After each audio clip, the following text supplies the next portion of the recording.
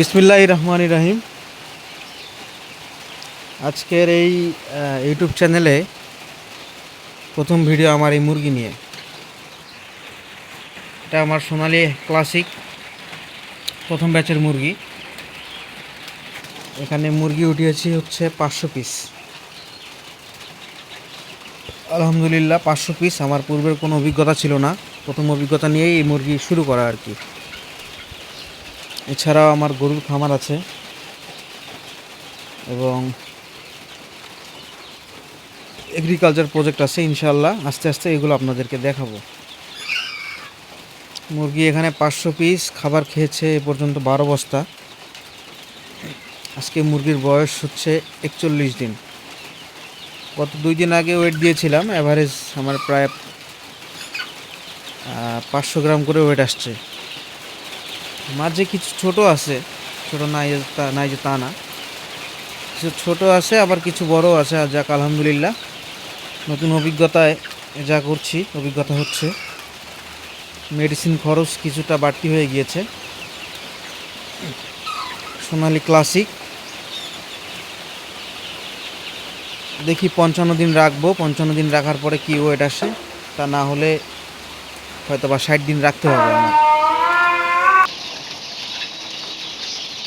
বাহিরে প্রচুর বৃষ্টি হচ্ছে এবং আকাশও অন্ধকার। ওই দিকটা একটু পর্দা তুলে দিয়েছি, কারণ ওই দিকে উপরে ময়লা জমে আছে, যার কারণে পানিটা ভিতরে আসে। যে কাঠের কালারও পরিবর্তন হয়ে গিয়েছে। ঠিক এই কর্নারটাতেও তাই। পানি পড়ার বাড়তি জায়গাটুকু মিস্ত্রি কম করে দেওয়ার কারণে এই সমস্যাটুকু এখন ফেস করতেছি। যাক, এভাবেই চলতে হবে। দেখি বৃষ্টি বা বর্ষা শেষ হয়ে গেলে ঘরটার এই পানি পড়ার সমস্যাটা ইনশাআল্লাহ কাজ করে নিব।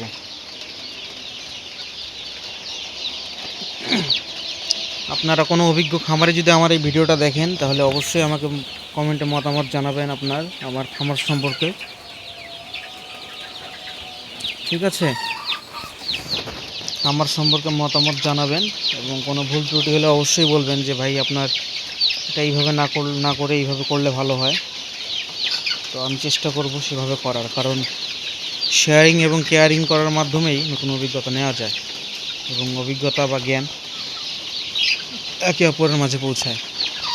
আমার যেহেতু এদিকে আরও জায়গা আছে, তো ইনশাআল্লাহ আমার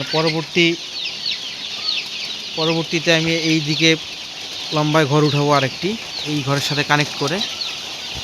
ঠিক আছে, যেন এখানে অনায়াসে 1000 মুরগি পালন করা যায়। আর এখানে আমি সম্পূর্ণ ভিটি পালের উপরে মুরগি পালন করছি। এখানে কোনো তুষ বা এরকম কিছু দেওয়া নাই। প্রথম ব্রুডিংয়ের টাইমটায় আমি তুষ দিয়েছিলাম।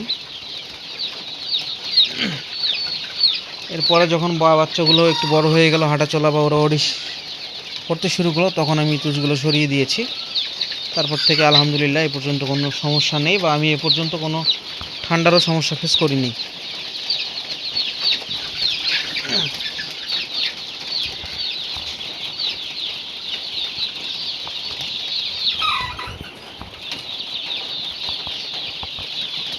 আজকের ভিডিও এ পর্যন্তই। ইনশাআল্লাহ দেখা হবে আগামী ভিডিওতে।